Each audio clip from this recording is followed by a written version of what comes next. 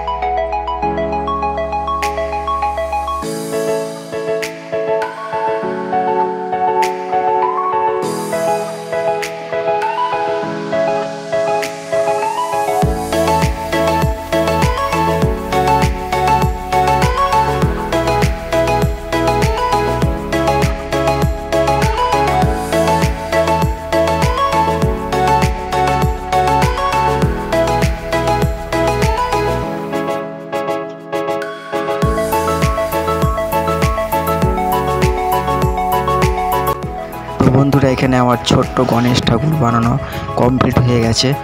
আর এইটা আমার বানাতে বানাতে কমসে কম আমার 5 থেকে 6 ঘন্টার সময় লেগে গেছে। তো খুবই কষ্ট করে আমাকে এটা বানাতে হয়েছে। খুবই ছোট্ট ছোট্ট, একদম একটুখানি দেখতেই পাচ্ছ কত ছোট্ট গণেশ। তো সব হাত পা বানানো, মুখ টুক বানানো, খুবই কষ্ট করে আমাকে বানাতে হয়েছে। তো কেমন হয়েছে আমাকে কমেন্ট করে জানাও। আর ভালো লাগলে ভিডিওতে একটি লাইক করে দাও, বন্ধুর সাথে শেয়ার করে দাও। আর আমার চ্যানেল নতুন হয়ে থাকলে চ্যানেলটা সাবস্ক্রাইব করে নাও। তো আজকে ভিডিও এই পর্যন্তই। সকলে ভালো থেকো, টাটা, বাই বাই।